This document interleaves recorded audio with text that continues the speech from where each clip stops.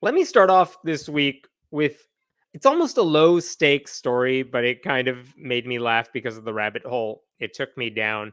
And here's what's going on. Basically, like a year and a half ago, a guy named Steve Duke, he was in Thomaston, Georgia. He wanted to open up a business there.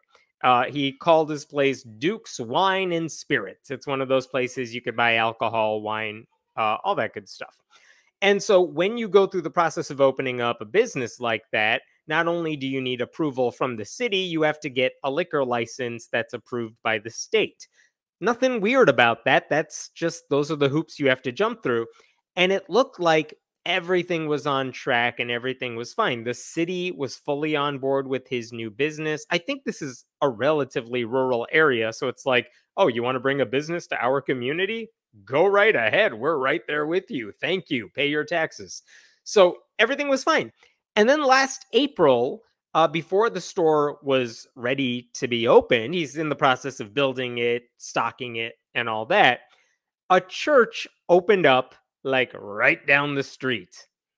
And then a few months later, like toward the end of last summer, another church moved somewhere else down the street.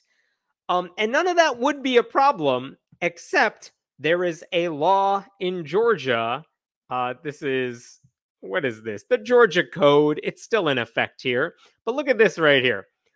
No person, knowingly and intentionally, may sell or offer to sell any distilled spirits, alcohol, in or within 100 yards of any church building, or within 200 yards of any school building, etc., etc. So basically, Georgia has a law saying you can't have a liquor store near a church. The church can't be 100 yards in the proximity of your building. And according to a local newspaper, where were these churches located? Well, it turns out, let's see. I'm going to fix this if it doesn't work. The state cited proximity to two churches. Oh, I'm sorry. We'll get back to the denial in a second, but just look at this.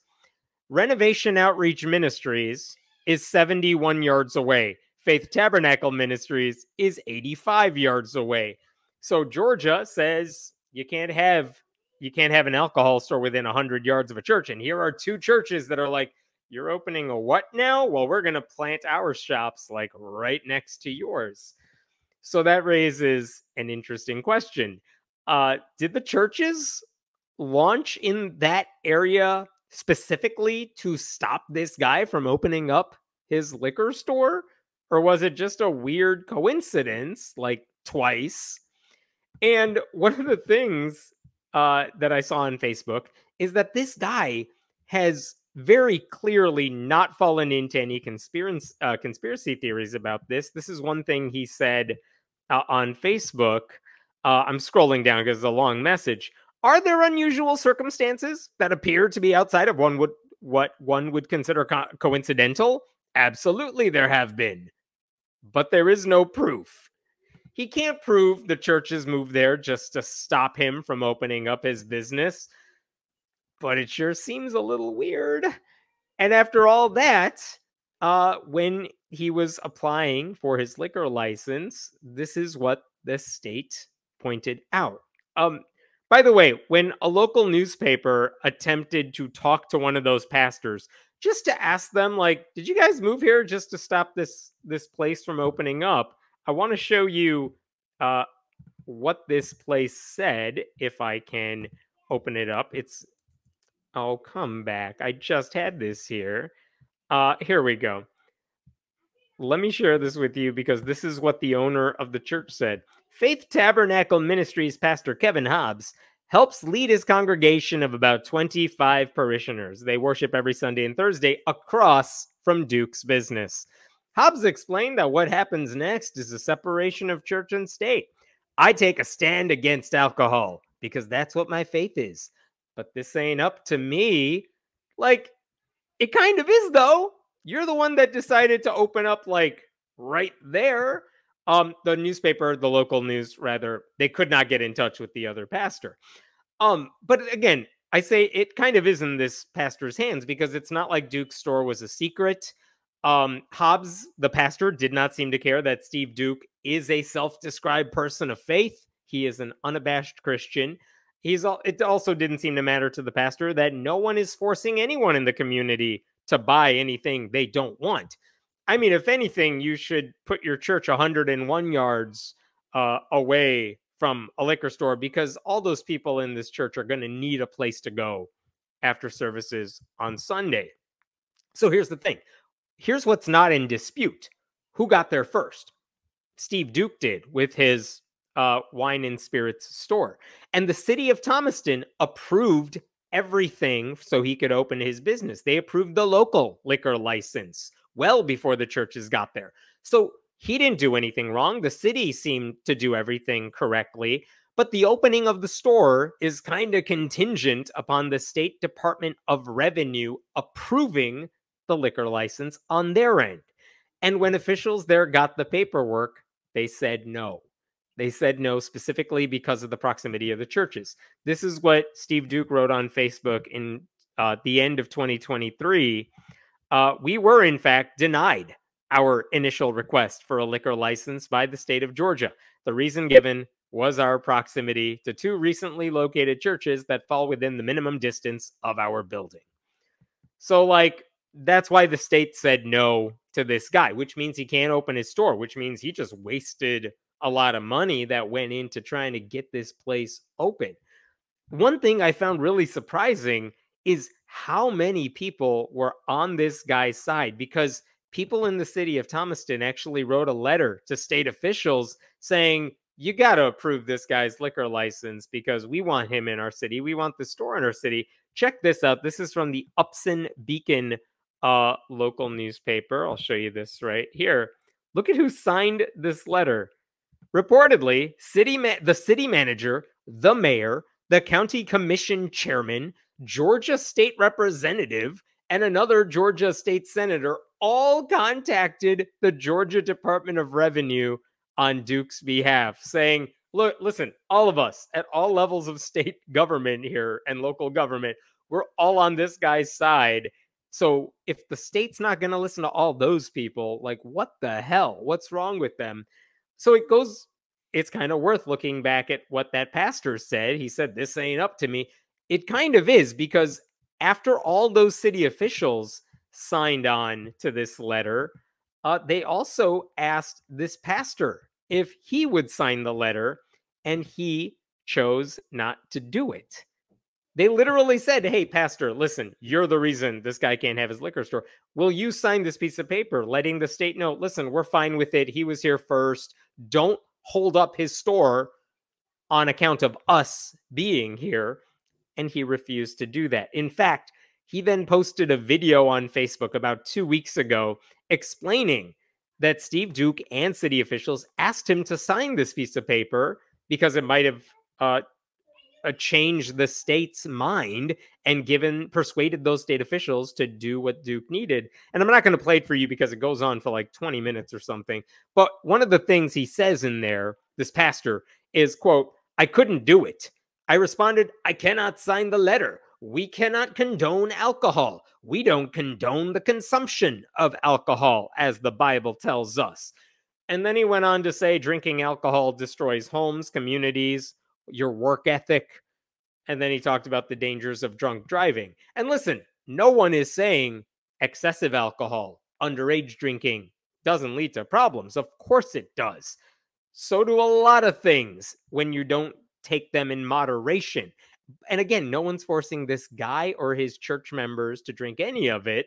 But listen to what he's saying. He's like, well, my religion tells me alcohol is bad, so that means none of y'all can have it. So I'm not going to sign the letter. At no point in the video did this guy acknowledge that other people have the right to make their own decisions, or that he's the dude standing in the way of it. And after all this became public, there were like little protests in Duke's defense outside his store. Let me show you this picture because I really, really liked it. This is the little protest outside his store. Look at what the signs say. Here first. Duke's was first. Bad form. And the one right above my head here. Duke's was here first. There's another one too that I really liked from this guy. Do what's right. Though to be fair, it doesn't really imply which side is correct here, but he is on the side of Duke and telling state officials to do what's right and let this man have his store. And the reason I bring all this up, by the way, I should say the local newspaper, the local news, I should say, they spoke to some of those people at the protests. And one lady said, I'm a Christian. I've been in church my whole life. I understand where they're coming from, but this is wrong. Steve Duke, has done absolutely everything right and by the book. Another friend of Duke's said, opening a business is not a sin. Let me show you this. This was a letter to the editor in the local newspaper. Steve Dukes deserves our support. I don't know why everyone keeps saying Dukes. There's no S in the guy's last name. Anyway, look at what this person wrote. This is Sherry Eubanks. She may be a friend of his, but anyway, look at what she wrote in this letter because it's really nice. It's a really good letter. Speaking of heaven, she's talking about the churches getting in the way here. Why aren't these churches willing to assist by simply providing a letter stating that they have no opposition to him opening to the Department of Revenue?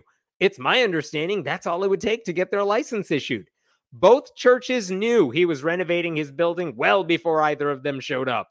There's a huge sign in front of the building that's been there since the renovation started, stating as such. It says Duke's Wine and Spirits. It makes me suspicious of what their motivation is, or frankly, who may be behind it. Whatever the motivation, it certainly isn't very Christ-like. And then, oh, my favorite part here. It'd be nice if someone from one of these many local churches they've supported over the years would have the courage to speak up on their behalf, especially a pastor. Do the right thing, for goodness sake. You'll take their time and money, but won't speak up on behalf of their character. No one is asking you to speak up in support of alcohol. But as a Christian, aren't you called to speak out on behalf of what is right? Step up, says Sherry Eubanks in favor of Steve Duke getting his liquor license. This is also interesting. So after all that, the local news, oh, shoot, I'm sorry. I'm jumping the gun here. I got to show you one more thing. There was even a billboard. There was a billboard saying, give Dukes their license. They were here first. And you got to love that Chick-fil-A logo is right there. There's a Chick-fil-A and then this billboard. That's gorgeous. So anyway, all these people are complaining. The local news is reporting it. Everyone in the city, except for like one pastor who thinks his job is to stop everybody from sinning, and only one type of sin, because you know he allows all the other ones to go through. All these people are like, what the hell is the state doing? And when the local news said, we want to get shots of these protesters in front of your store who are on Steve Duke's side, we want to talk to this pastor. He won't talk to us, but we are going to do a story on this. They filmed everything. And then apparently they told Steve Duke, like, well, we're not going to air this yet because we're still trying to get in touch with government officials because we want to get their side of the story. And about one day before their story was going to go on the air, we got a little bit of news here. And this is, I want to show you this news. Where did it go? Of course, it's gone now as I go to look for this. But of course, you know where I'm going with this. Before 11 Alive aired their story, the state decided to reverse its decision. They will give Steve Duke his liquor license after all. They did not explain what the reason was, so it sure as hell seems like it was the bad publicity. And Steve Duke posted this on Facebook then. Now that the cat's officially out of the bag, I want to thank each and every one of you for supporting us throughout this process. Your kind gestures haven't gone unnoticed. Hopefully we can return the favor someday by offering you something truly unique in our store. It's been a bit of an emotional roller coaster over the last few months, so y'all are going to have to excuse me while I enjoy a refreshing cocktail on the porch. We'll see you at the grand opening in a few weeks. Good for this guy. And good for the local news for reporting on this. And no thanks to the one pastor who was trying to get in the way of it. I did reach out to the pastor a few days ago to say, like, did you purposely try to stop this place from opening? And like, I want to ask him about the hypocrisy. Like, why aren't you protesting outside a grocery store and saying they shouldn't be opening because some people might buy a lot of food and gluttony is a sin, right? I wanted to ask him about that sort of stuff. He never got back to me. I don't think he wants to talk about this. But I'd really like to hear his response now that the liquor store is going to open, because I have a feeling that members of his church are going to be like first in line to need some of that stuff. But anyway, at least there's a happy ending to that story. Good for Steve Duke. I'm glad that is getting that story got the attention that it needed. I'm gonna pause there for a bit to take some questions. They're doing this in London as well with mosques. Do you mean they are not allowing certain stores to open if it contradicts like their version of Islam? Like, I assume that's what you mean by that. Again, I kind of understand the gist of the law, except I don't know why. I get why they would say you got to be within a certain distance away from a school, a public school or something, because there's kids involved. I don't really know why anyone cares if there's a church next door. Like, they're adults, they can have their building. You can have both of those on the same block. It's okay. I'm not sure who we're trying to protect here. So, I mean, all these laws, whether they are like, what are they called? Like the blue laws that don't allow you to sell alcohol on a Sunday morning, which some cities have, or just this law, which you can't open up a store if there's a church nearby. They're archaic. They shouldn't be around anymore.